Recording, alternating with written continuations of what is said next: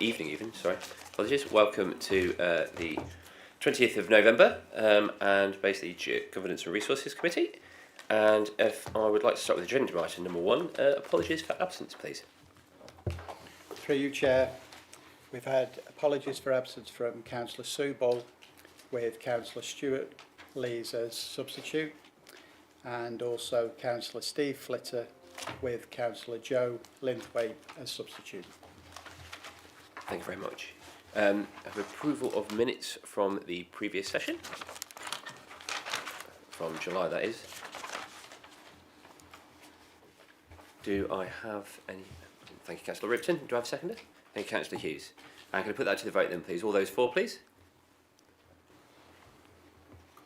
All those against? And abstentions, please.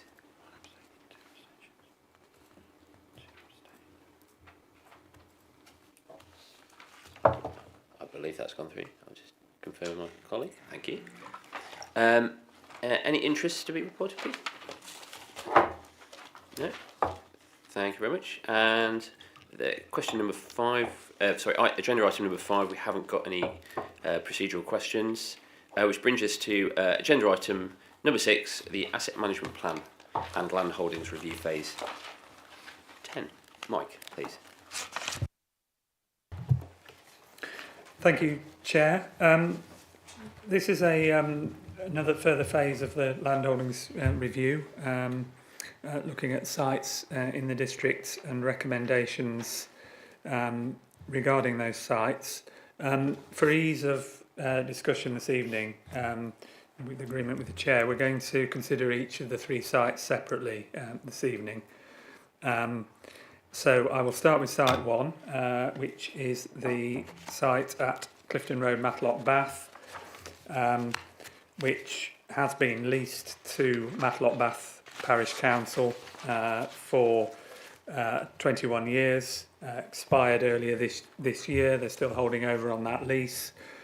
The site is managed as woodland, and we are recommending that rather than agree a further lease of the site, that we would recommend that it is transferred freehold to Matlock Bath Parish Council as a community asset transfer in accordance with the regulations that allow this. It would be a transfer at an undervalue, and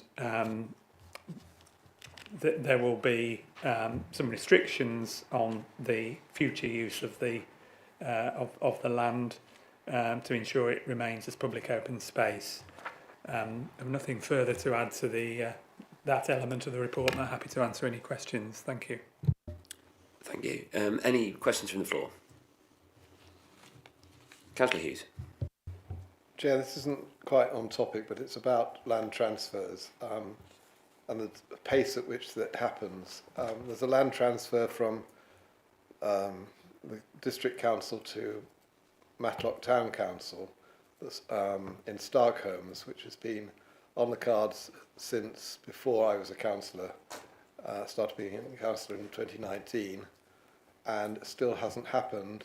I understand all the legal niceties have now been completed, and I'd really like to know when that transfer will take place. I don't think there's any point in discussing any new transfers until existing transfers have been completed. And as it seems impossible to get a reconciliation of this particular transfer, I would request that it is expedited before any new transfers are carried out. Thank you. Thank you, Councillor. I think we understand your sentiments with that other one, and hopefully Mike can give you a response on to what's delayed it. But I think we've got to remember the focus of the items here, Yeah, even if there is a delay to that process, that I'm sure there is due to the process. But no, that may be something we'll work on offline from here.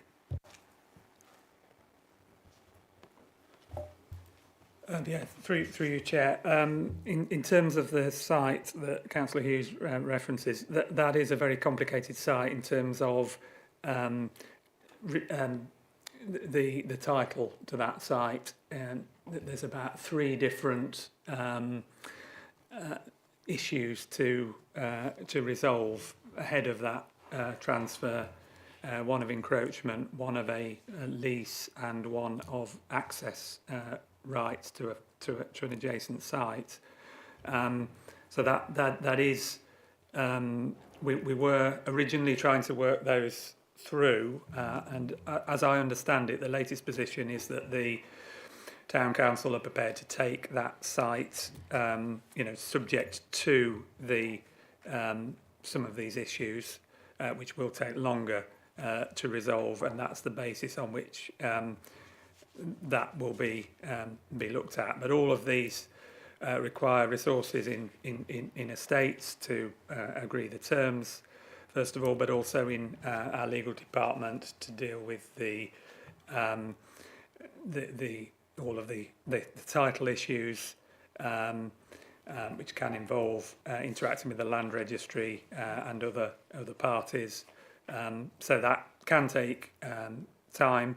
That asset transfers, I suppose, others are working are taking place quicker than that, and others are delayed. But the work is being done on them, but it's not a straightforward process, particularly on the site that was mentioned. I think. However, I think the I think the position is that where we get an application from a body such as Matlock Bath Parish Council, I think my role is to bring it to members to make them aware of that interest in the land. And obviously the lease of this particular site, the subject site this evening, has expired, so we do need to agree a way forward. Thank you.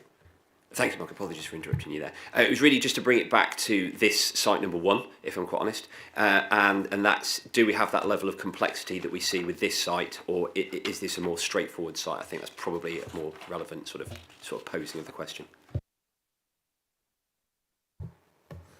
Yeah, through you, Chair. I think this site is more straightforward. We will need to be a full title check. There may need to be public open space advertising. But there aren't any significant issues that we can see with this one, because we'll be transferring it to the body that has basically run the site for 21 years without any issues. Thank you. Councillor Lees. Thank you, Chair. Am I right that we couldn't sell this site anyway due to the fact that Matlock Bath Parish Council have got a renewal rights under the existing lease, so we couldn't sell it anyway then, so it's pretty well the obvious thing to do. Yeah, through you, Chair. That is correct. They do have, or they would have renewal rights under the lease to get a new lease. They don't have an automatic right to have the freehold, but it would seem to be a sensible way forward to protect that site for the future. And obviously, they are aware of potential changes with local government reorganisation and want to secure that site for the future of Matlock Bath and manage it as they have done as a biodiversity site and to secure that for the longer term. Thank you. Thank you. Councillor Bond. Yes, thank you, Chair. It seems to me to be a very straightforward transaction, really.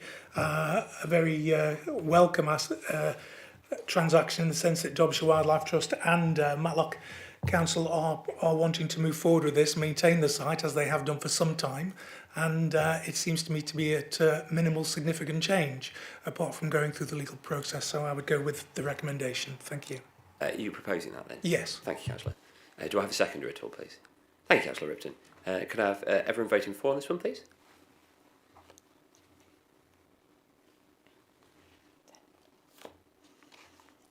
Is that unanimous? If that's alternative. Thank you very much. Yeah, that's unanimous. Thank you very much. On to site number 2, which I will have to leave you for because I know the people. So I've got pecuniary interest. I'll hand you to Councillor Buttle.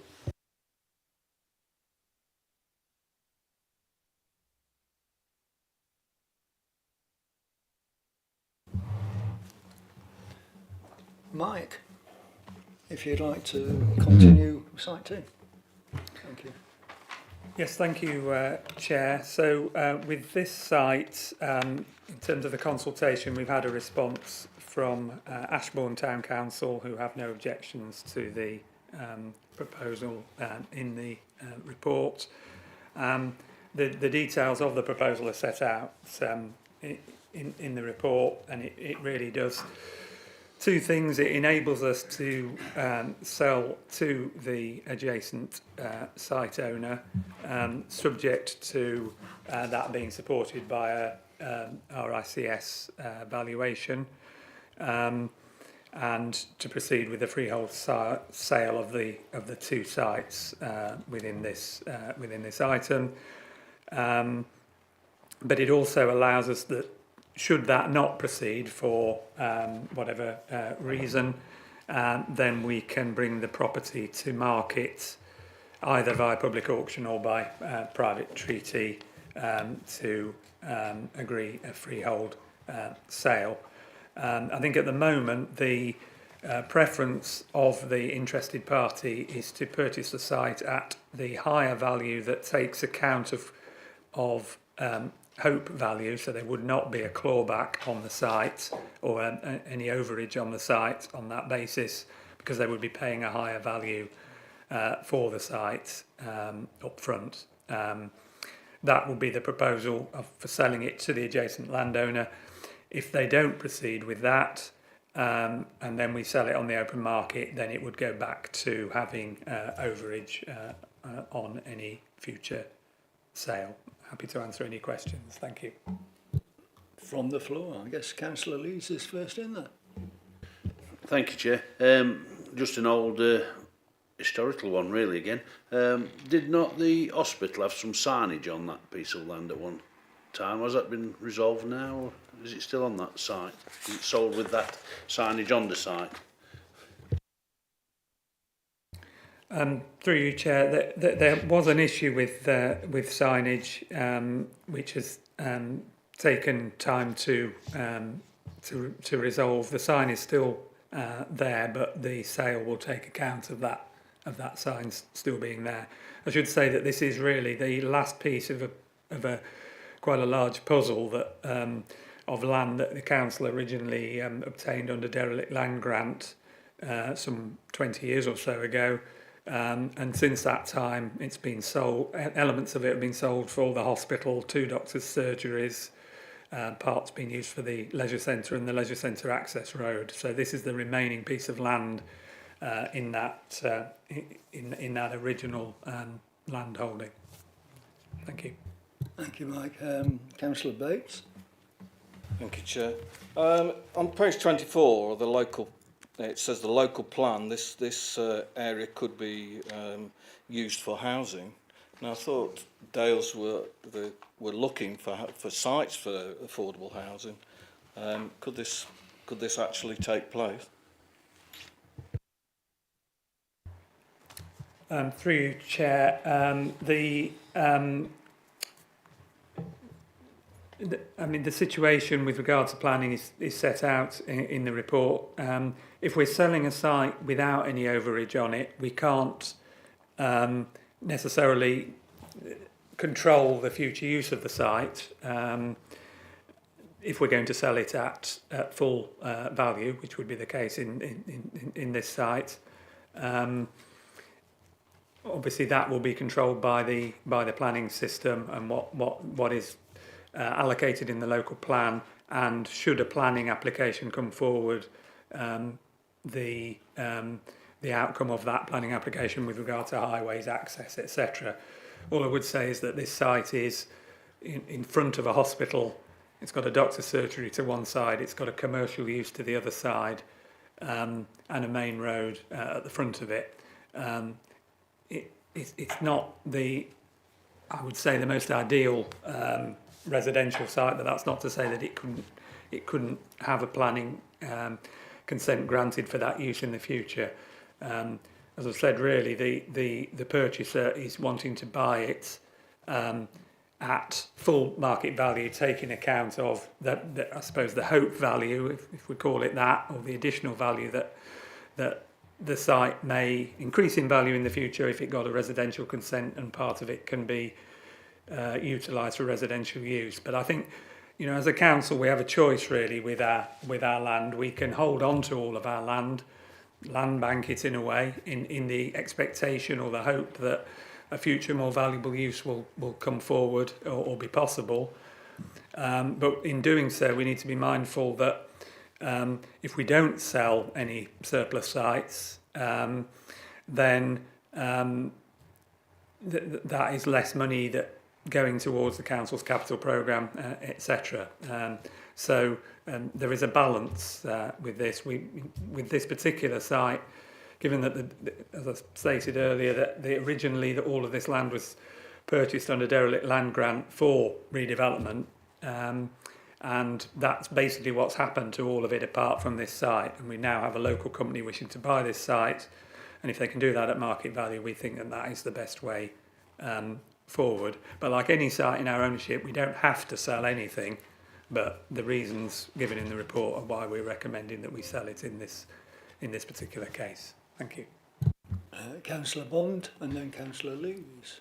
Oh yes, thank you, Chair. I must confess that I'm one of the people who has parked on this one of these derelict places when I visited the surgery or the hospital, and I noticed now that it has got a fence around it stopping me doing that. I've no other than to say, Chair, that I would go with the recommendation, and so unless Councillor Lees has got any further to say, I would be moving that recommendation. Thank you very much, Councillor Lees. Thank you, Chair. Obviously, not everybody will know this piece of land's available, so we're just jumping at the landowner next door to it. And would it not be better putting it on the market as, you know, auction rather than as the valuation? Because I think there'll be other, with having no overage on it or anything, I think it could be put in for anything. So I think it probably be undervalued for the council, to be honest. Mike? Yeah, through you, Chair. So in valuation terms, I suppose the adjoining owner is seen to be, I suppose, a special purchaser, if you like, because the land is of more value to them in conjunction with their existing land next door than it would be to someone who just buys it as a single piece of land. But the point of having the RICS valuation is that we can have the site valued with overage, which would be a lower value, or without overage, which is a higher value. So I suppose the choice to the authority really is we either take the higher value now on the basis that you know, there is overage in the future, or no overage in the future, sorry, or we take a lower value, or we put the site on the market. All of these are available to us, but we have been approached by the business next door who did want to purchase this area of land, and the way that we felt that it would be a good way to take this forward to make sure that full market value is being achieved was to have an independent valuation, and we're recommending that if it meets that, that we proceed with that offer. But the option is there. I've put it in the report if that falls through, but the option is there to members to say to sell it on the open market. And the purchasers would then, or the interested party would have to bid alongside other people. That is an option that's open to the council. Our recommendation is slightly different to that, but you know that option is there. I go back to saying really that, you know, we don't have to sell any site, and there's always the potential that in the future that site could have a more valuable use or a use that the council would like to see it put to, but you know, a decision needs to be made. So again, I'm bringing it to members this evening because we have had an offer, and I'm bringing it with this recommendation. But it's a member decision at the end of the day. Thank you. Thank you, Mike. David Hughes is next, I'm afraid, but before that,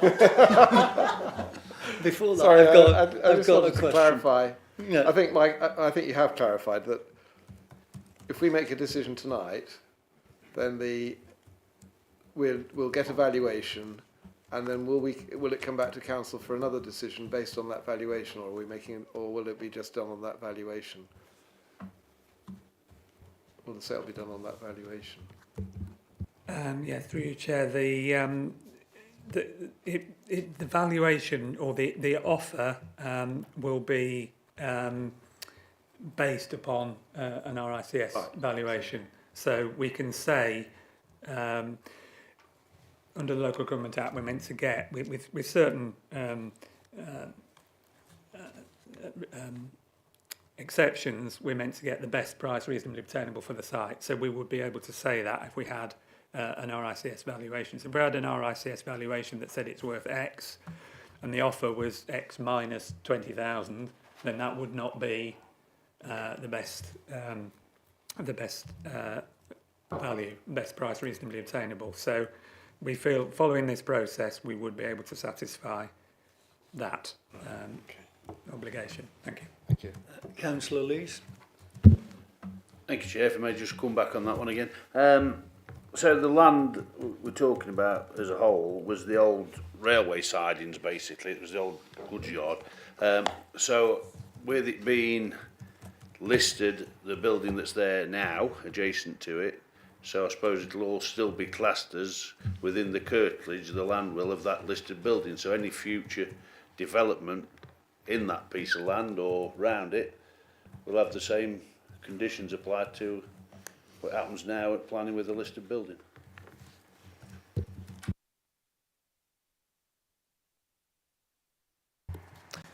Yeah, through you, Chair. Yeah, I mean, I suppose the future use of the site will be governed by the planning legislation at the time and any applications that come forward. I think the reason that we're bringing it this evening is because we have had an offer for the site. We have had interest in the site from a local company that want to expand, and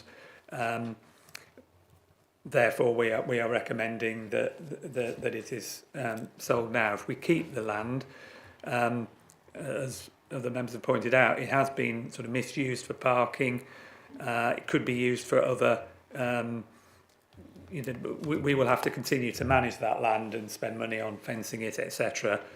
When there is interest in it out there. We could, as has also been mentioned, we could just put it to the open market and let the market determine the price. That is also an option. It's not the one I'm recommending, but it is an option that's open to members if they want to do that. Thank you. Mike, I've got a question here. Has the person who's shown an interest or the company that's shown an interest indicated any ideas as to what they're going to be doing with this land? Or are they just are we just selling it sight unseen, as it were, from our point of view? Yeah, through you, Chair, that part of the land they do want to use in connection with their business. We can't guarantee that if we sell without overage, that they won't sell part of that site on in the future. There won't be a restriction that prevents them from doing that. It's different from the earlier transaction where there will be a restriction because it's community use. And at an undervalue. This is not at an undervalue, it's at full market value. So they would be able to sell part or all of it or their whole business in the future, including that bit of land. Once we've sold it without overage. Great, thanks very much. Does anyone have any other questions or any suggestions? Shall we vote? Yes, Gerald. I'll just, if you don't mind, I'll just reiterate my proposal for the recommendations as they are, and looking for a seconder. Councillor Linthwaite to second. Thank you. When you're ready. There's no debate. Pardon? Just check there's no debate. No wishes to speak. Oh, hang on. I've just been suggested that we should have a debate. Does anybody would anyone like a debate? No. I thought we'd had that really. Okay, if we could we vote again? So that's 4, I guess. And against? Right, thank you. I think the 4 won it.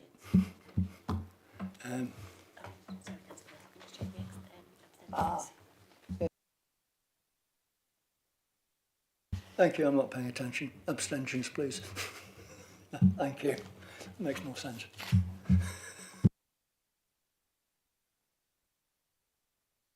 We have a third person.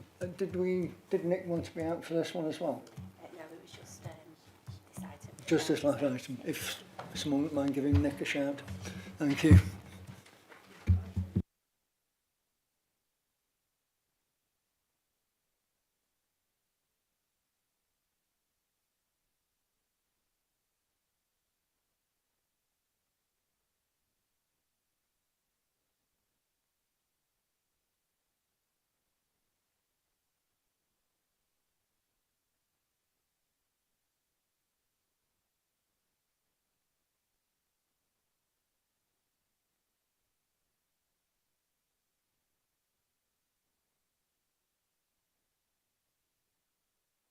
So you can. You just to inform you, you can vote.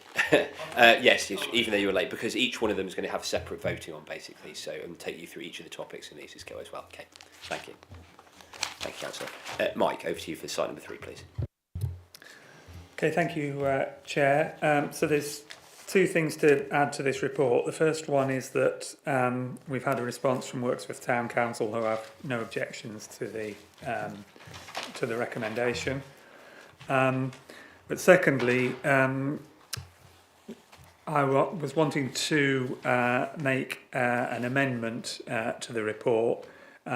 Members will have in front of them a representation from the owner of the adjacent land regarding access, which we were expecting and we were planning to address anyway.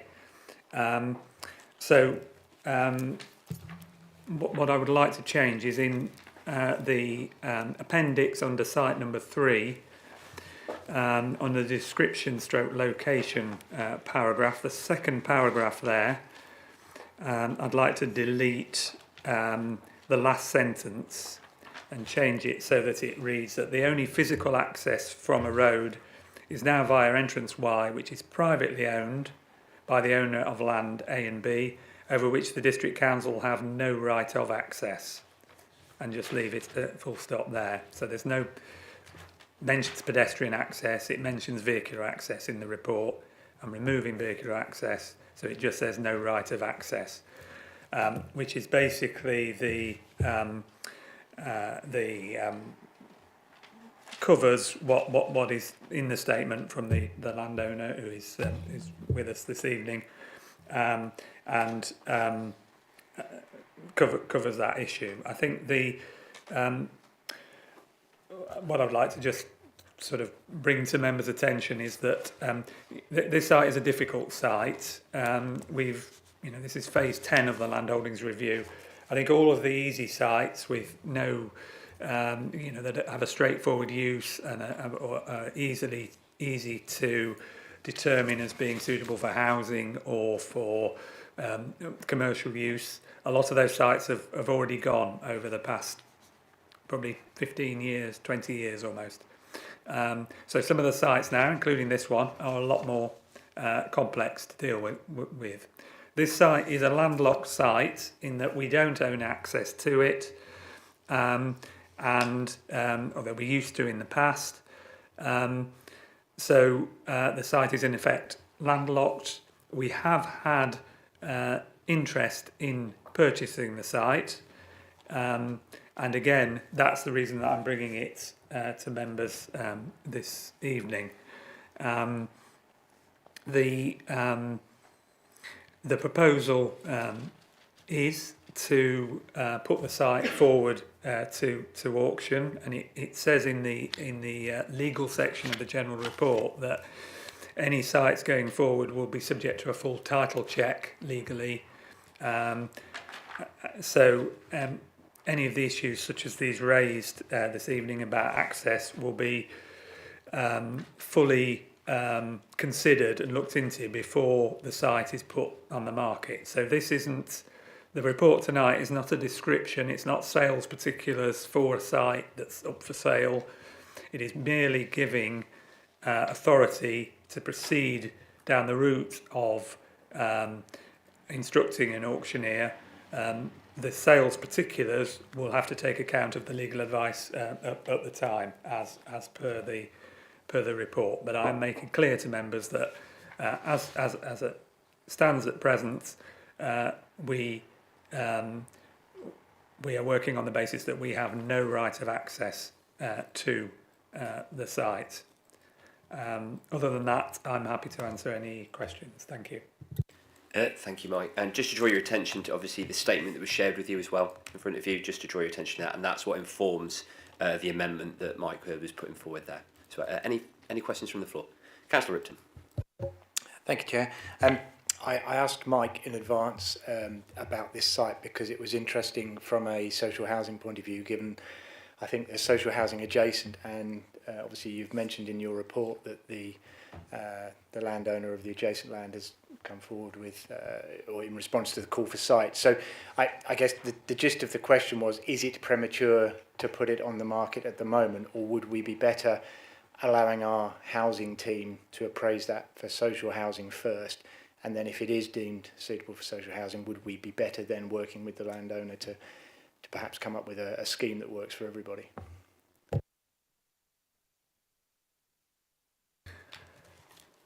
Through you, Chair, I suppose I come back to what I said earlier about these sites, in that where we have, I suppose, the land holdings review process, of which this is phase 10, we tend to bring forward sites where we have had interest expressed or offers made, and that is the case with regard to this site, to bring that to members' attention so that a decision can be made.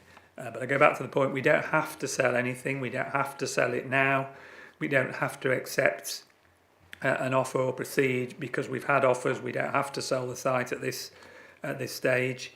The recommendation here is proposing a way forward, but that is a member decision at the end of the day. We can choose to delay the sale of the site, hold on to it, not dispose of it at the current time. The other issue, which is mentioned in the planning element of the appendix, is that the site is in the Strategic Housing and Economic Land Availability Assessment. It's been put forward for that. Our site and the privately owned sites either side. And that is currently being evaluated along with all the other sites within the SLHAA.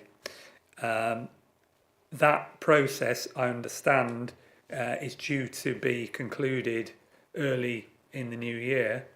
So by then we would know whether this site is deemed suitable or has been assessed as suitable under the SLHAA,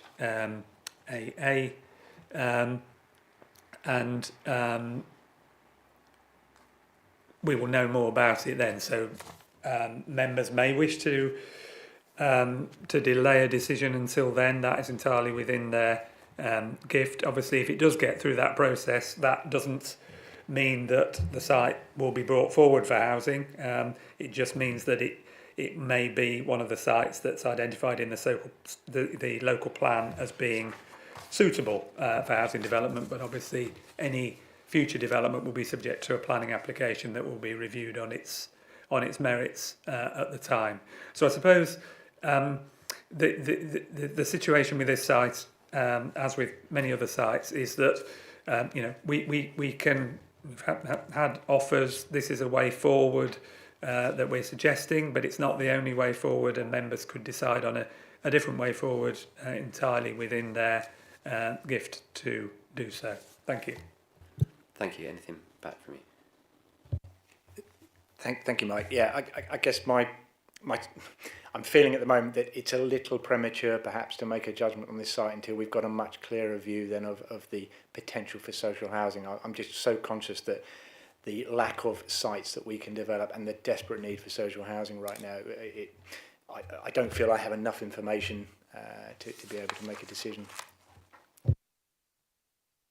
Thank you, Councillor. Councillor Lees next had a question. Thank you, Chair. Yeah, I'm probably one of the only ones here tonight that's actually been and looked at this land when it was in the asset programme last time, when we looked at all the 30 odd pieces of land that we'd got, basically regarding the traveller situation. It is up a narrow track and it was deemed unsuitable then, so it's not changed any, so it's got some real problems attached to it. Thank you. Was there a question or were you just... No. Thank you. No, you're all right. Yeah. No, you're all right. Don't worry. Councillor Hughes. Thank you, Chair. I think I'm with Simon on this in that it's the site that looks as if even if it's up a narrow track, there are plenty of developments that are up narrow tracks over people's driveways, and all sorts of development takes place around it. So while it may be a narrow track, it seems that there is an opportunity potentially for social housing if we develop jointly with the other landowners. So that's not a question. The question is, when there was the Schlar call for sites made by the local plan team, did we as a district council respond to that call for sites with land holdings that could potentially be put forward for housing?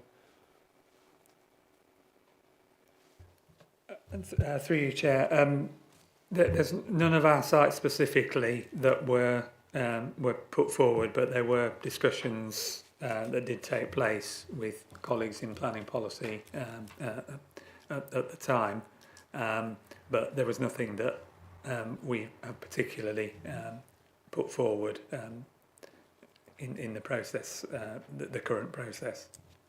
Can I ask why then? In that case, if this is one site that potentially is now in the is a candidate site, why was that process documented in any way?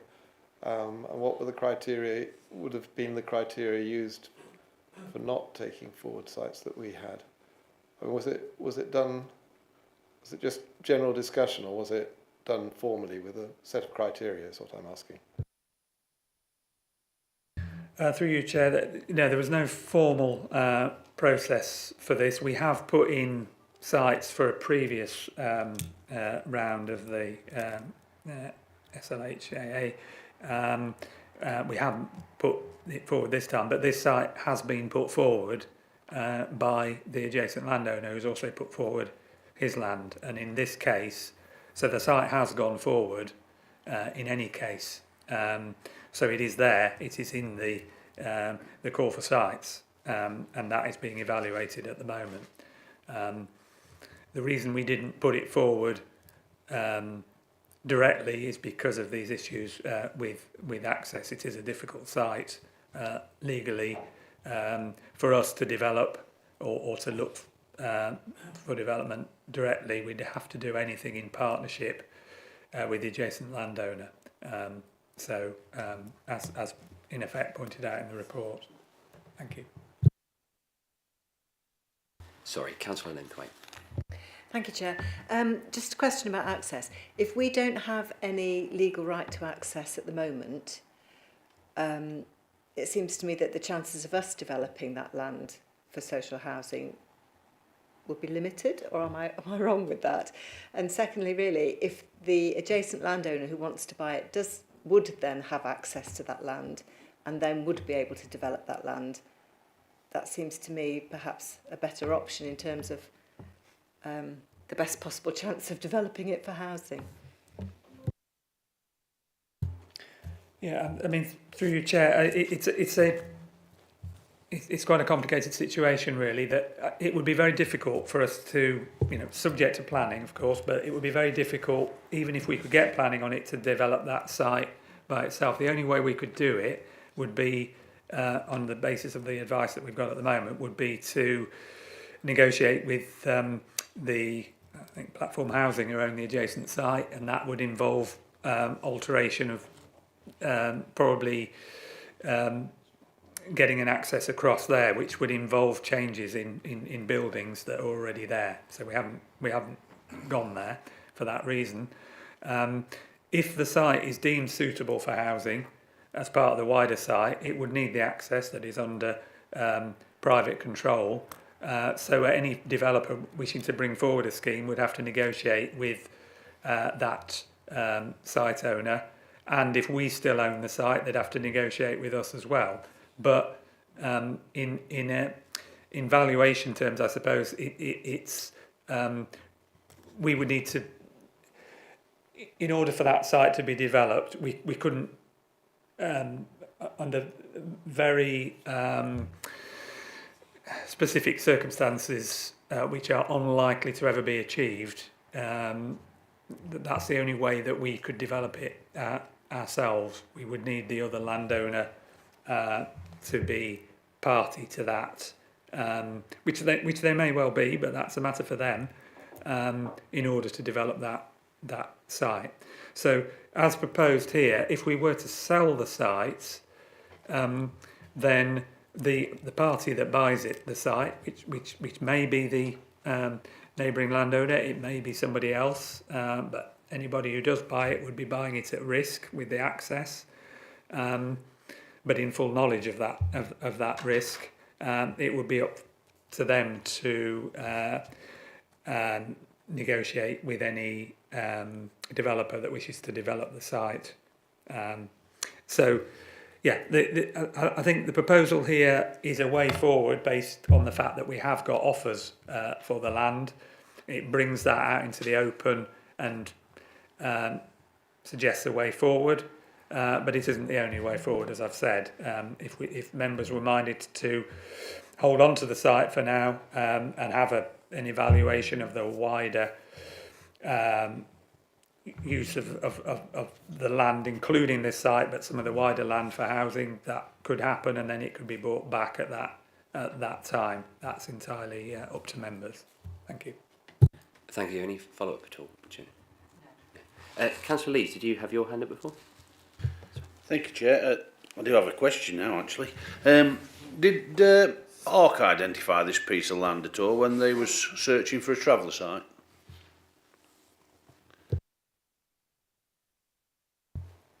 Through you, Chair.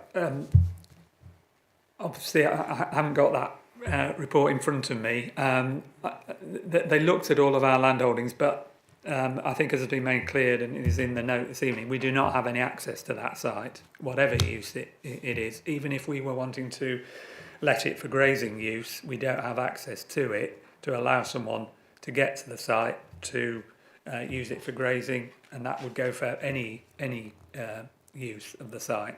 So it wouldn't have been, it wouldn't have got very far in that process if it was looked at. I think, as you mentioned, it has been looked at probably before ARC, but it was not deemed suitable because of the lack of access. It's not the width of the access, it's the fact that we don't have the right to use it. Thank you. Thank you. Councillor Bond. Thank you, Chair. Given the number of questions around this and the issue around the planning bit of the document, which kind of suggests that in the call to sites of the local plan activity that's being looked at right now, tends to suggest to me, and the number of questions, that we defer this issue for further conversation and further exploration. So my proposal, Chair, would be that we do defer this and that might bring forward some further information at a later date. Thank you very much, Councillor. Do I have a second for that at all? And did we want to set a date at all for when the council wants to see that back again potentially after the local plan? I mean, if Mike would be so bold as to suggest something, would that be helpful? Through you, Chair. So I suppose that there are different elements of the council and different processes at work here. So I think there's the SLHAA, if I'm saying that correctly, which is being, I think that's reporting early next year. So we'll know then if the decision of that is no, that site isn't suitable, we could bring it at that stage and say, this has been through that, that's where we are, and it would be a similar recommendation.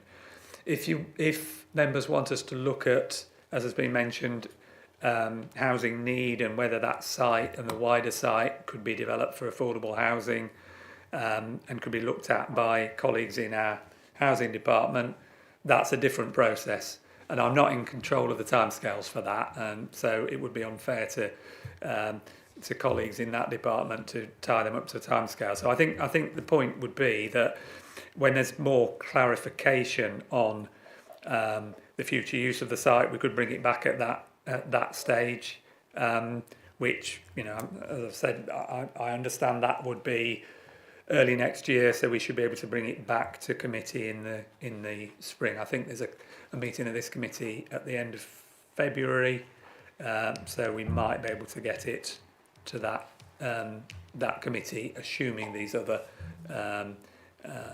processes have taken place. Thank you. Then that would be my suggestion, Chair, that we defer it until then and see what. We defer it until February of 2026. Yes. Yes. Do I have a seconder at all? Did you have any questions at all, Councillor Lipton? Yes, thank you, Chair. Yeah, it was just to clarify that point. I think it would be valuable if the housing team, as they are doing in other areas actually, are talking to the landowner and assessing the housing need, so we have the full facts. Thanks. Thank you very much. Is that a seconder as well? Okay, thank you, Councillor. Councillor Shelley. Thank you. Yes, I mean, I'd agree with everything that's been said about the reticence of acting too quickly on this one. Forgive me if I've missed this, but I know there's been talk and explanation about the potential interests of the landowners, which, if I'm reading this right, are fields A and B. To the top of the map here, which I think is to the east, what's the status of that larger piece of land there, please? Do we know the owner of that or the intent for the future of that? Through you, Chair, I'm not sure of the owner of that site, or I haven't got that information with me this evening. It is in private ownership. The site that we have used to be owned, obviously, in connection with the housing site marked by X, and that's where it used to be accessed before further development took place on that site. That's why we're in the position that we are in not having access to it. But I don't know the ownership of the adjacent site at the current time, I'm afraid.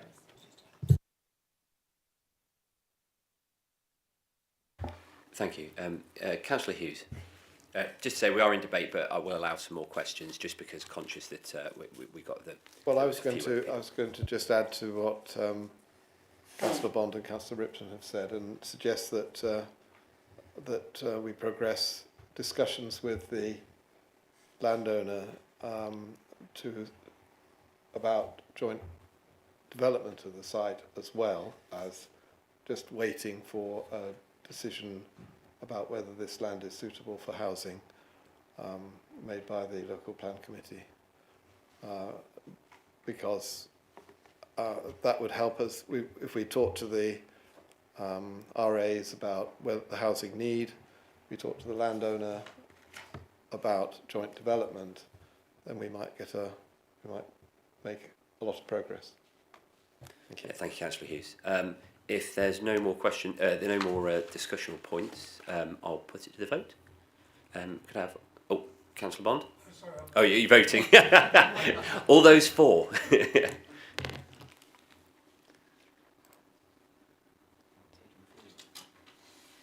No, for the deferral. For the deferral. Sorry, apologies. Just to be clear, it's voting for the deferral until February of next year.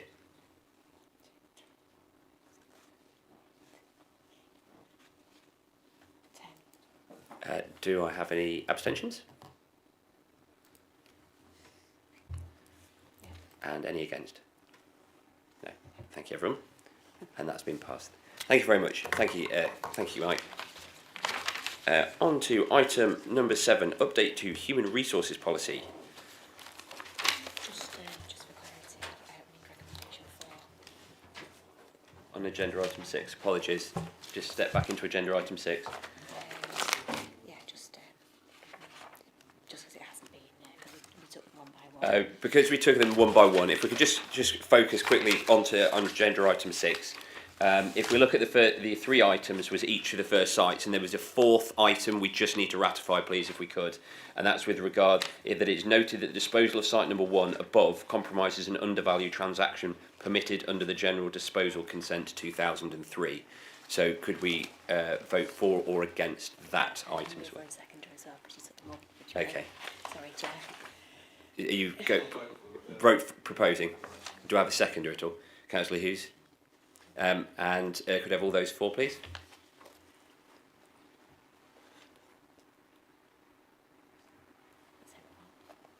Is that unanimous? Yeah, that's it. Thank you very much. Apologies for the confusion, everyone. On to agenda item number 7. We'll try again. Human resources, please. Thank you. Okay, thank you, Chair. So my report tonight presents 2 updated HR policies, which are following our employees' consultation and at the joint consultative group back in October. The first one, if I give a very brief overview, because I've had the report and had the policies, is a grievance policy. So this policy has been rewritten, keeping the key principles, but aligning it with the ACAS good practice and additional information included in there for managers and employees. I think the key point I'd like to stress is that the principles of the policy haven't changed. The desire is always to informally resolve grievances if we have them from members of staff. However, if we can't resolve informally, we do have to progress to a formal process. So the updated version provides additional information, additional guidance for managers and employers who might need to access the procedure. The procedure has been written to fully incorporate the provisions of the ACAS code, and it does actually go further than the ACAS code. We've got an extra level of appeal, which is over and above what's recommended in ACAS, because we want to really make sure we've exhausted all avenues to try to resolve any grievances. The updated procedure requires that an appeal at the very final stage is heard by the Chief Executive, which previously was held by a subcommittee of the Licensing and Appeals Committee. So this is the only change that's in there, and this has come as a result of a grievance that we have had in the last year and the feedback from the Chair of the Licensing and Appeals Committee that they felt it would sit more suitably with the Head of Paid Service making staffing operational decisions. That would end my summary of the grievance policy. Thank you very much. Do I have any questions from the floor? If I don't have any questions, do I have any proposers? Councillor Bates? 3 recommendations, Chair. Thank you very much, Councillor. Councillor Bond, are you seconding? Yes, I'll second that, Chair. Just to make members aware that we did have a full conversation about this at Joint Consultative Group, and we went through it quite significantly. And I think there's a couple of members here who are on that group as well, so I second that. Thank you, Councillor. Do I have all those 4 then, please? That's unanimous. Thank you very much, everyone. Thank you, Joanne. So if I move on to the second policy, which is currently titled Managing Violence, Bullying, Harassment and Aggression Policy. So the proposal here is to separate this into 2 distinct factors, as I see them. One's more internal facing and one's external facing. So to split them into a bullying and harassment policy, which will still sit within the HR field, and then violence and aggression at work, which would move to the Health and Safety Officer, and as such he's been making progress on what we can do to protect staff. The main change I've done with the bullying and harassment policy, again the key policy statement principles are all the same. Our commitment is there to creating a working environment that's free from unacceptable behaviour. But there is a new section in there on sexual harassment and victimisation, which is as a direct result of the changes in employment legislation from last year. So we feel that adding extra information to the guidance section just helps reassure staff what we're looking at doing and how we're looking at supporting them. But ultimately it's the same policy, but just split into 2. Thank you very much, Joanne. We did actually vote on all 3 items. No, don't worry. It's fine. It's good to brief them, make sure they know. But Councillor Bates's proposal was all 3 items. Okay. Thank you, and to the seconded. Thank you very much. Thank you, John. Thank you all. Okay, on to agenda item number 8, please. External auditor, progress report and draft auditor's annual report for the financial year. Thank you, Alistair. Thank you, Chair, and evening members. As the report summarises, this initial report summarises, there are 2 reports from us this evening, the first of which is our draft auditor's annual report, which includes our commentary on the Council's value for money arrangements, and the second is a brief audit update report to give members that progress update on the progress of predominantly the accounts audit. So in terms of the first report, the Auditor's Annual Report, the National Audit Office now requires us to issue a draft of that report before the end of November. And that is then finalised before or at the point at which we issue the audit opinion at the end of the audit. So what you have in front of you is the draft version, and that explains why there are certain red elements in there and elements that are not finalised because they relate to areas of the audit that is not complete yet. The main element in the report that is complete is section 3 on the value for money arrangements, so I'll focus on that in my summary, Chair. And a reminder to members that our value for money work is driven by the National Audit Office's Code of Practice, and its supporting guidance sets out what proper arrangements are in the context of value for money in a local authority, covering the 3 criteria: financial sustainability, governance, and improving economy efficiency and effectiveness. So as you can see from the report, the outcome of the value for money arrangements work is a positive outcome for the Council. We are satisfied the Council does have proper arrangements in place for 24-25, and that's consistent with the conclusions that we've reached in previous years as well. We haven't reported any weaknesses that we identified, and we haven't raised any recommendations. There are 2 recommendations that we raised in the prior year that are summarised in the report. We're content that those are not indicative of significant weaknesses, and we do report the current progress against both of those recommendations for members' information. The commentary does reflect our view on the Council's arrangements and noting the strength of the arrangements, particularly around financial sustainability, noting the strength of the Council's current reserve position, but crucially noting the importance of maintaining that strong focus on good financial sustainability in a time when there are increasing financial challenges for the sector as a whole and the Council specifically. So I'll move on to the second report, brief comments on that in terms of our accounts audit. The audit is, I think, nearing completion is probably the best phrase to use for that. There is still work that is to be completed. I'm hopeful that we'll complete that over the next few weeks, and we'll be in a position to sign the audit opinion after your January meeting, when the accounts and our audit completion report will be before you. As always, the areas in the audit that are lengthier to complete are those more complex judgmental areas like the valuation of land and buildings, accounting for leases, which is a new standard this year. But at this stage, through the work, we've not identified any significant misstatements in the draft accounts, and we haven't identified any recommendations that we'd need to bring to the Council to strengthen the control environment. Being an auditor, it wouldn't be an auditor without a caveat. Obviously, that's an in-place judgment, and the work that gets completed may identify those things. They will be reported back to you in January, Chair. But happy to take any questions that members may have.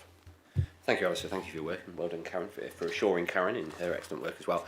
Do I have any questions from the floor, please? Councillor Hughes. Thank you, Chair. Yeah, I'd like to congratulate Karen on this this excellent result, really. I asked her previously whether she thought it was a good idea to publicise this, because it would we need to publicise things to support ourselves against naysayers on social media. But Karen suggested we wait until the final outcome of the audit. But nevertheless, I do have a question, and that is, we in some disciplines we are suffering staff shortages, and my feeling is the staff shortages do impact on efficiency and particularly effectiveness. A particular concern is in local plan area, for example, where we are suffering a real shortage of staff, and we're using consultants now, and hopefully we'll be able to continue with that. But there are other approaches that we might offer. One would be to offset some of the tasks to artificial intelligence.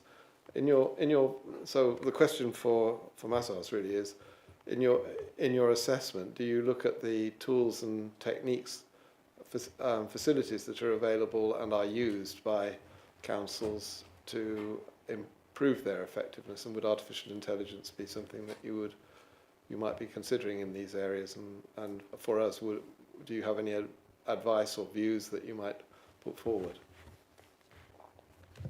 It's a range of questions there. I'll deal with the last one first, and artificial intelligence is one of those areas that is emerging and everyone is talking about, and in terms of advice for the council, that isn't an area that we currently would step into.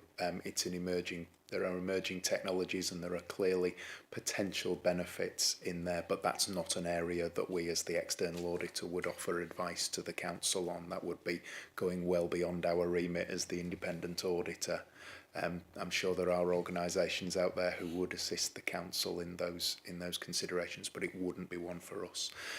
In terms of the tools and the techniques that the council uses to improve economy, efficiency and effectiveness, our work is guided, as all audit work is, by risk.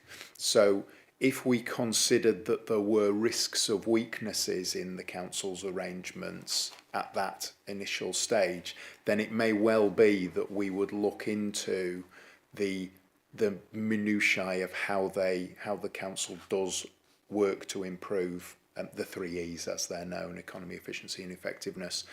We wouldn't ordinarily, as part of our work where there are no risks, go into that level of detail and granularity, because it would be, in our view, unnecessary to go into that level of detail for something where there are no risks.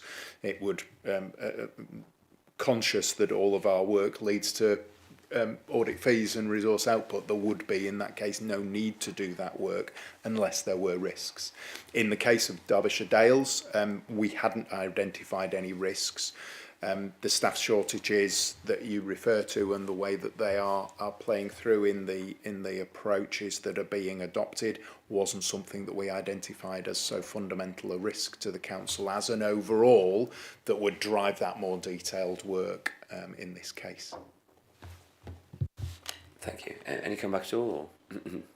Well, I am just a bit concerned that the staff shortages are leading to operational difficulties which impinge on our effectiveness at delivering the services that we deliver. I think that might pick up in the internal audit at the next one, actually, the next item, now item 9, I think is probably it's way a good place for that one. Any other questions from the floor? Do I have a proposer at all? Councillor Ripton. Do I have a seconder? Councillor Hughes. Thank you very much. All those for, please. That's unanimous. Thank you very much. Thank you, Alistair. Thank you for your time. On to item number 9, and I think that's the best place for that question, Councillor Hughes. Internal audit progress up to date, 25-26, please. Thank you. Thank you, Chair. So this is my usual progress report. It's split into 2 sections, really. The first section deals with the reports that we've issued since the committee last met. We've issued 5 reports, 1 with substantial assurance and 4 with reasonable assurance. So those are all positive assurances. I don't have any concerns to raise with you. We haven't identified any fraud. Appendix 2, that shows progress overall to date on the 25-26 internal audit plan. Progress is reasonable given that we have been short of resource. We do have one auditor back from maternity leave now, and we have also managed to fill the other part of that post. So the section is now fully staffed. There will still be a sort of training time period, but at this point in time I'm confident that we will achieve the majority of the plan. So the second part of the report, that's looking at outstanding internal audit recommendations, the number of recommendations we've made, how many have been implemented, and how many of those are overdue for implementation. Following comments that the members made at the last meeting about some of the recommendations being outstanding for a long time, the corporate leadership team have had a really good look through the recommendations in consideration of the feasibility of implementing those that are still deemed necessary. So we have still got 20 recommendations outstanding. There's 9 medium and 11 low, but it's important to note there's no high risk recommendations outstanding. Those have been sort of prioritised for implementation. So the appendix does list every outstanding recommendation, and there's an up-to-date manager's comment next to them. There are, if you note by the revised implementation dates, quite a number that should be cleared by the end of this year, which should bring down the number considerably. So I will bring another report in 6 months' time to check that is the case. One of the recommendations you'll note has been redacted. That was in relation to business continuity. So if members wanted to discuss that, we would need to go into closed section. However, we were going to close that recommendation off because the subsequent report we've done on cyber security the more recent report does address those issues.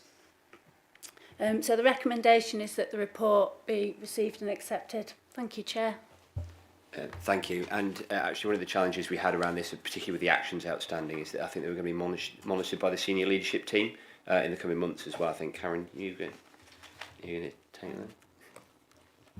So yes, the statutory officers group, that's myself, the Chief Executive, and the Monitoring Officer will monitor the recommendations to ensure that they are being implemented. I would point out the corporate leadership team, each relevant director has reviewed their outstanding recommendations. They still feel the ones on the list are still important. Okay. Thank you. No, that's good. And I think, Jenny, it'd be good when we get that report, we can see the ones that are closed out as well for us. Just so we know, we can pat you on the back for all the good work of completion. Well done. Thank you. Any questions from the floor? Sorry, apologies there. Do I have proposers at all? Councillor Ripton, and that's for Councillor Hughes, seconded, and that's for the reports received and accepted. Could I have all those 4, please? Yes, unanimous. Thank you very much, everybody. Could we go on to item number 10, Treasury Management Outturn Report 24-25 and Mid-Year Review 25-26. Karen, I believe that's yours. Thank you, Chair.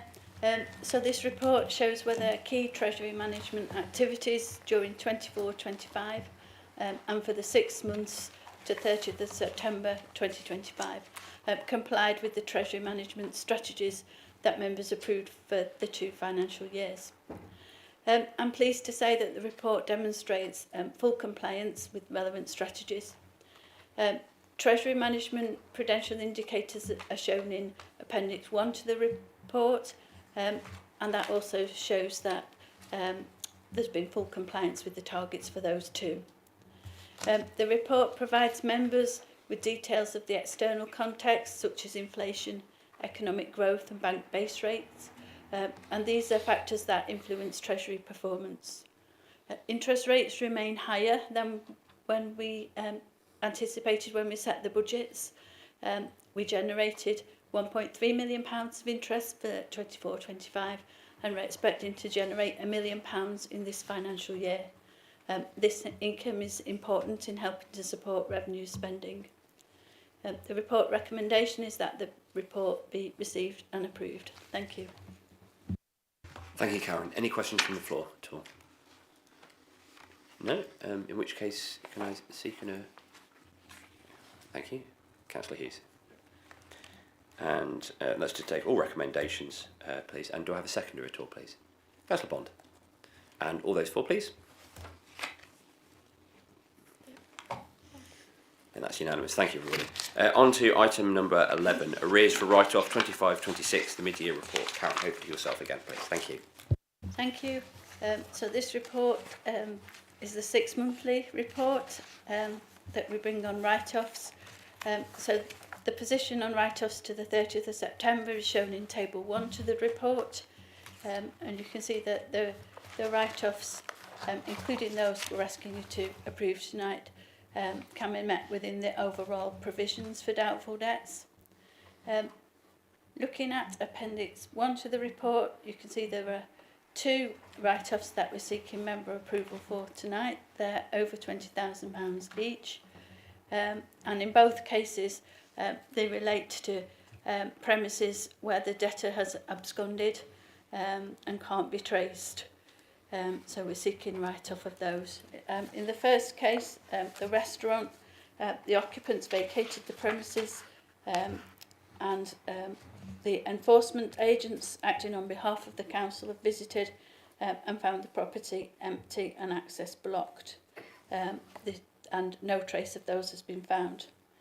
In the second case, the recycling processor, again, the enforcement agents visited and found that those the previous occupiers had gone away with no trace, and the property has now been redeveloped by new owners. If information comes to light about the whereabouts of these owners, we can reinstate the debt even if members support the write-off tonight. Thank you. Thank you, Karen. Do I have any questions from the floor on this one? Councillor Ripton. Thank you, Chair. Thank you, Karen. Just on Table 1, I guess the housing benefit overpayment, that's something we have done as opposed to the resident has not done. Is there any learning or anything we can take from that overpayment, any change of process that's required, or is that broadly what you expect? These are mostly very old housing benefit overpayments. There are still some more recent ones. They generally happen when the person receiving housing benefit has a change of circumstance, and they don't tell us for quite a long time. So that's where they grew. More recently, 2 things have happened. First of all, the Department for Work and Pensions is transferring new people onto universal credit, so that's prevented new arrears from growing. And secondly, the DWP now ask us to do a lot more checks. You know, there are more automatic checks when a person starts a new job nowadays and so on. So the volume of arrears has reduced significantly, and this is mostly collecting those old ones. Thank you, Karen. Any other questions? Councillor Hughes. Thank you, Chair. This is probably a perennial question. On Table 2, which shows the percentage of council tax and non-domestic rates collected, it gradually falls off.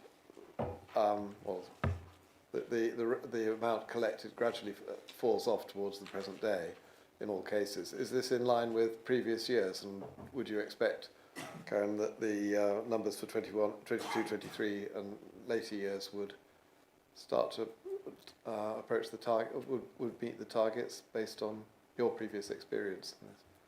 Yeah, so the revenues team do continue to collect prior year debts, and so I would expect them to creep slowly. I have been monitoring that, and they are slowly coming up to target. I think a lot of this is been caused by the COVID pandemic and then the subsequent cost of living crisis. So they are gradually coming up. And of course the column on the right only relates to 6 months of this year. So that's the amount collected to date. how would you know if there was a need for any sort of action on this? We are monitoring it monthly at meetings with the revenues team, and for example, we're currently putting in place a new contract with external solicitors so that we can take more action on more legal action, sending solicitors letters on high-end debts. Thank you. Any further questions? Do I have a proposer at all? Councillor Ripton and Councillor Shelley for the second. Could I put that to the vote then, please? Everyone for exception of the report, please. Thank you very much, everyone. On to item number 12, over to Jim for Communications and Marketing Strategy Annual Report 25-20. It says 25-25, but 25-26, I imagine. That would be the one, yes. Sorry. This is an annual report that I bring to this committee where we look to review the actions that we set last year associated with the strategy, but also to get your approval to agree to new actions for the coming year.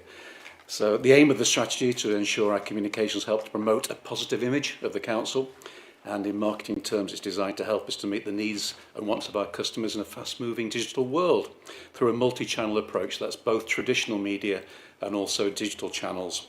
And the strategy itself doesn't really move much. It's without a timeline.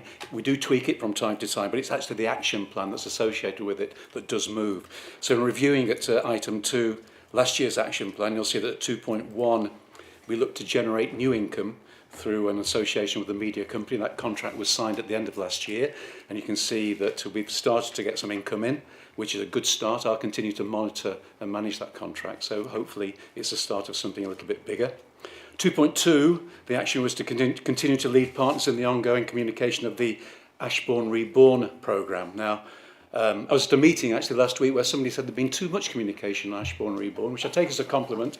I pass on that compliment to Anna Paxton, who's our communications officer who deals directly with Ashbourne Reborn. But you'll know there've been many, many questions, and I think the communications have been pretty decent. And the good news, of course, is that we're coming to the end of the town centre project very soon. So hopefully a very positive conclusion there as well.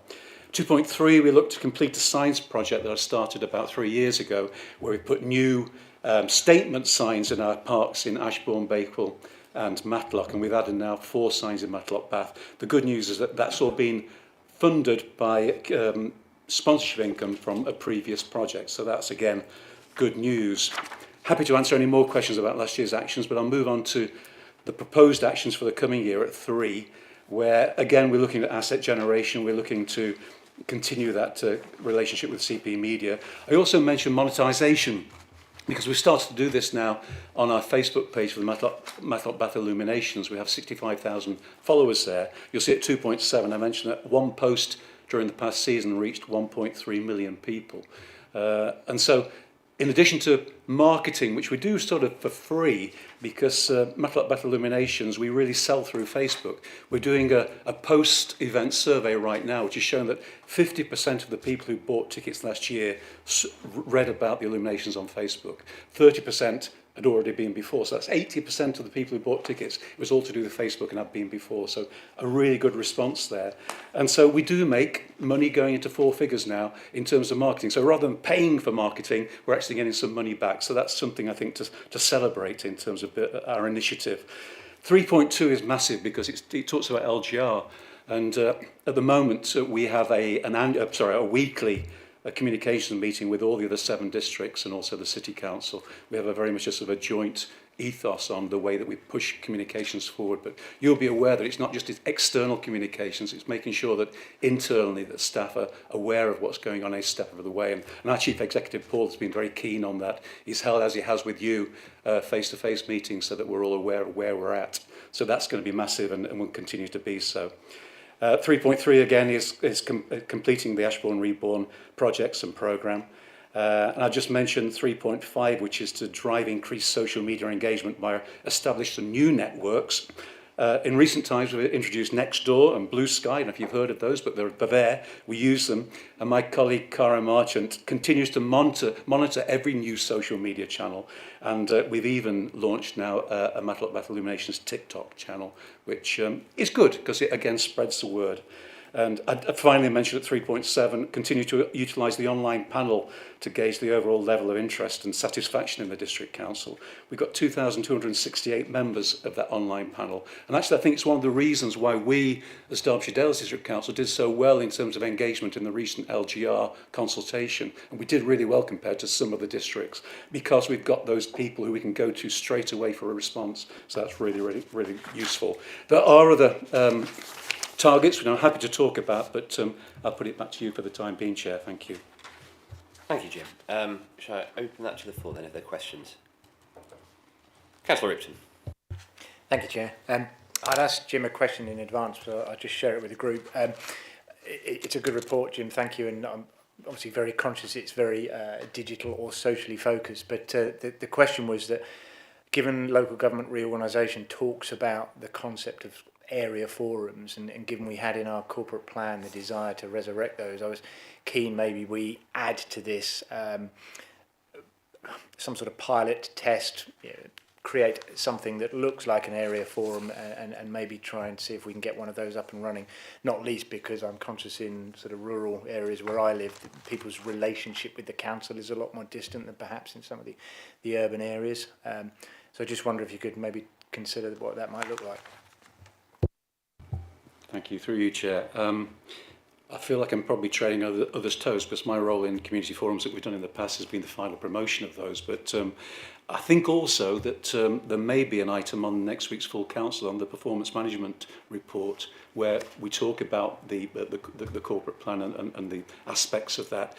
My own personal feeling is that the community forum sort of latterly, you had more officers and partner representations than you had actually members of the public. And maybe what the secret is to actually go into an area where there is a topic, rather than going to an area and saying, what do you want to talk to us about? You know, when we've done public meetings for Ashbourne Reborn, they've been full. The traveller site meetings were full.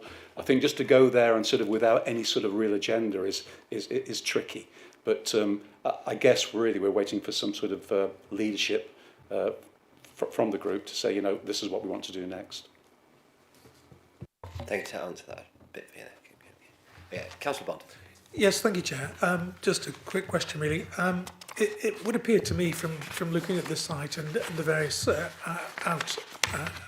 outlying bits like Facebook and other things that there's been a real change over the past couple of years, and I wondered, you know, what do you attribute that to? We actually launched our Twitter X, or it was Twitter then, Facebook page back in 2010. So we've been around for a long time in terms of that sort of engagement.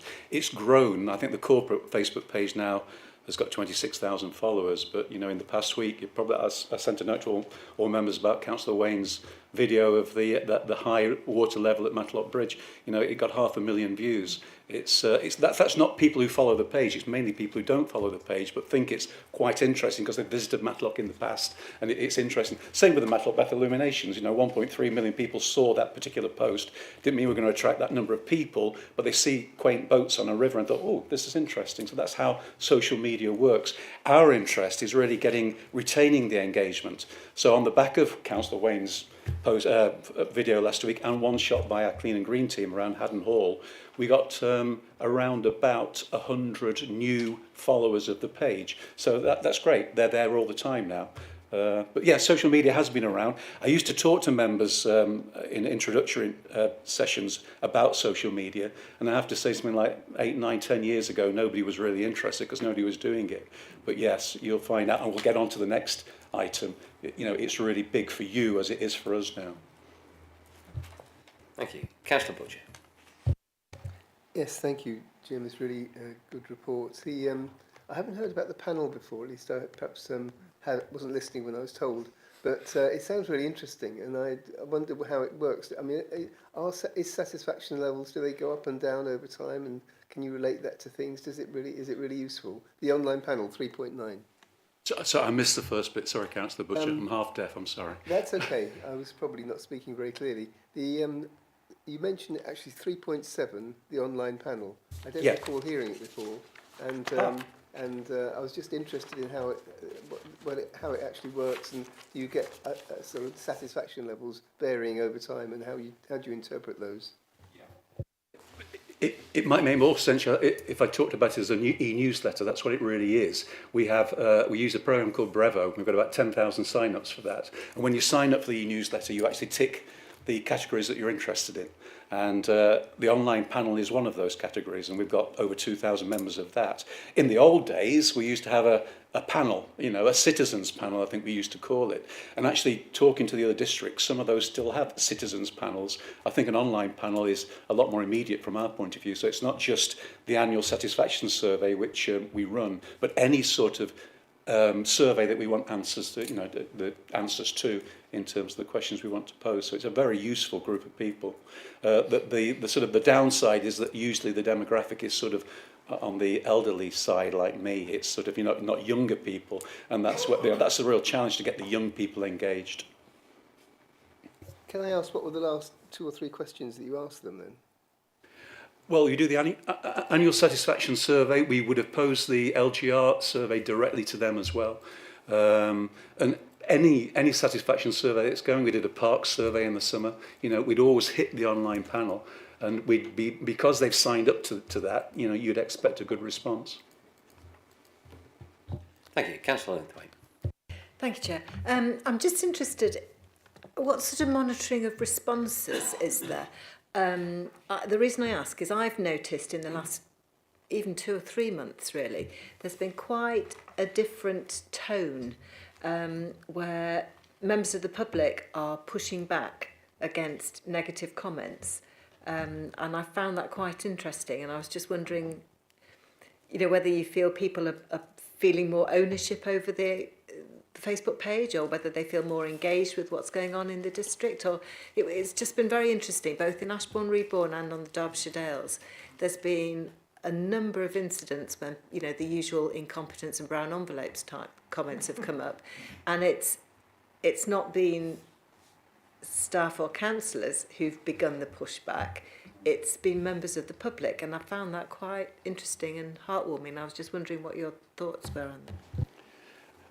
I think tone is important. Going back, it's very important to know who you're talking to, but you're quite right. It's when the pushback comes from other members of the public that it works. If we're saying that's not true, then nobody believes us. But yeah, when it comes from a member of the public and they're defending us, then that really works well for us. But yeah, I don't know. I think we adopt a positive, friendly tone even when the going gets tough, and I think that helps. It's also knowing your audience. I think I talk about in 2.7, is it, where we talk about knowing exactly who the people are on the Matlock Bath Illuminations page. Any page, you can look into the analytics, and in Matlock Bath Illuminations terms, 86.5% of the followers are female, and the vast majority are aged 25 to 44. And so, there's no more point in, doing blokey talk. It's really, that the people who are booking tickets are predominantly young mums.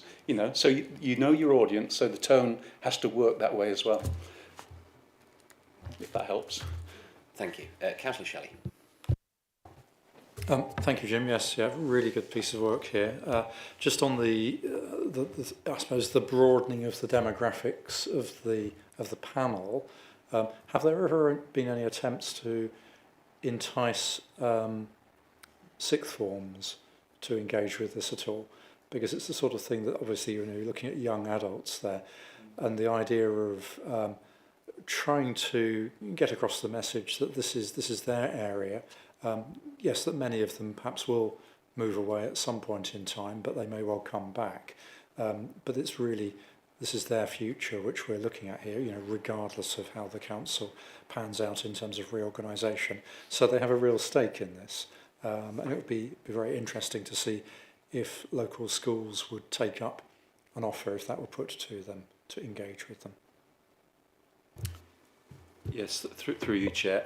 We have in the dim and distant past tried that. I don't think it's worked particularly well. There's no reason not to try it again. There's also been an argument to say we ought to be where the kids are in terms of the social media channels they use.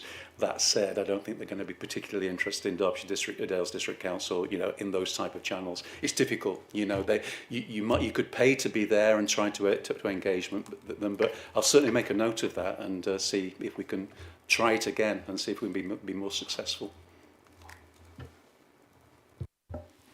Thank you. Councillor Hughes. Thank you, Chair. I think there is interest in particular, or there has been interest particularly in environmental issues amongst younger people, and we have a strong environmental record to publicise, and we do publicise it. So it might be that's the sort of thing that we could start with. I was going to move. Can I move this? You can. Please do. I'd really like to move. I really would like to move this report. Thank you. Thank Jim for the work that he and his team do for Derbyshire Dales, because we do have a very positive response from the public now, and part of that, the council is effective as the auditors have demonstrated, and that will lead to a positive response. But the positive response needs to be given to the people, need to understand it and know about it and be able to comment on it.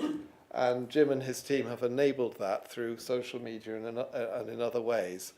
And I believe that has also, his work has contributed to that positive response that we receive from the public.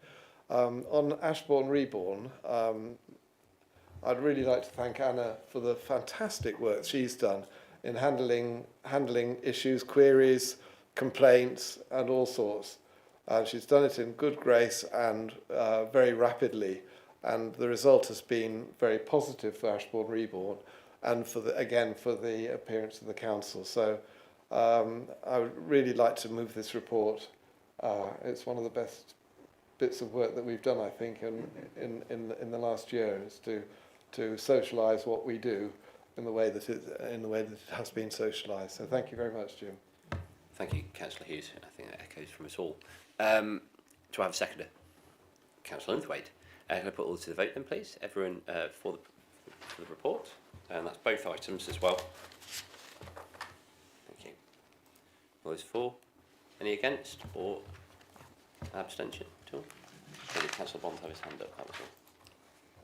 Councillor Bond, did you vote for? Sorry, because I did vote for. Okay, thank you very much. Sorry, I just wanted to check when we all went back up. Okay, just wanted to confirm. Thank you, everybody. Thank you. Jim, to your second item, please. Social media guidance for members. Thank you. Yes, thank you, Chair. This actually results from a recent internal audit of our social media channels that we've just talked about, which was very positive. The only negative was that it was established that we do not have an independent social media guidance for members. So that's what this is all about. We've put together a proposed guidance for you. It very much aligns with the Council Code of Conduct, which again makes sense. And it's designed to be helpful because of the potential of social media, but also to warn members about the potential pitfalls, and there are pitfalls. We talk about blurring identities, just as an example, whereby you might have a Facebook page where on one day you talk about a great night out in Matlock Bath, and the next you say that the planning application that's coming to council on Tuesday isn't one that you favour. Now, that is then difficult for the public to understand whether you're talking as a councillor all the time or part of the time. And so that's what this guidance seeks to sort of clarify for your benefit, really.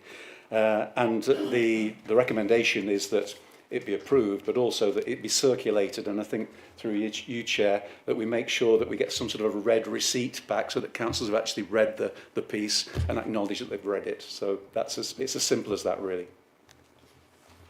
Thank you, Jim. Councillor Bond, question. Yes, thank you, Chair. I had significant experience of this in my last authority of Staffordshire Moorlands, and if there were the most number of complaints that we had, I have got a question. The most number of complaints that we had was this very thing about what is the demarcation between personal and public, in exactly what you've just said, making comment one day about something and then something about council business, and then receiving complaints from the public, which then had to be investigated. And so I wondered, Chair, not only, this is the question, not only should we have item 1 and 2 recommendation, but at some point on a not too regular basis, but on a basis that we might follow up with some training that members could attend both online or in person, and just give a couple of case studies or so and ask some questions and get people to embed the policy in their own minds rather than just having it to read. So I wonder if a third recommendation might be that we will provide some training along the way, even if it's only every 2 or 3 years, just to embed the policy in people's minds. Is that a possibility? Absolutely fine by me, Chair. Yeah. I think a bit of continuous progressive development for us, I don't think it's going to hurt either. And laws and rules and guidance and social medias change over that time frame as well. So I think it's a changing landscape constantly. So I think keeping abreast of that might help us old fuddy-duddies keep at least vaguely youthful. Thank you. Any other questions at all? Do I have a proposer at all for that? Thank you, Councillor Ripton. Do I have a seconder at all? Thank you, Councillor Bond. All those four, please.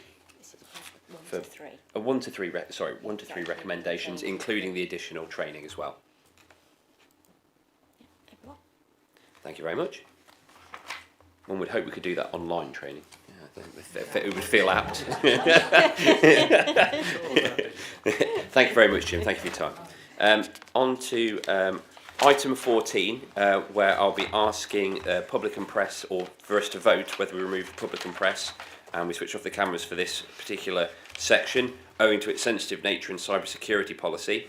And this is as per the paragraph 7, part 3 of Schedule 12A of the Local Government Act 1972. So can I ask all those for making this a private session, please? That's everyone.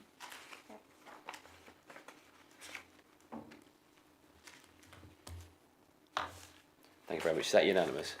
That is unanimous, Chair. And if I could just confirm whether that's private then. No, that's fine. Thank you.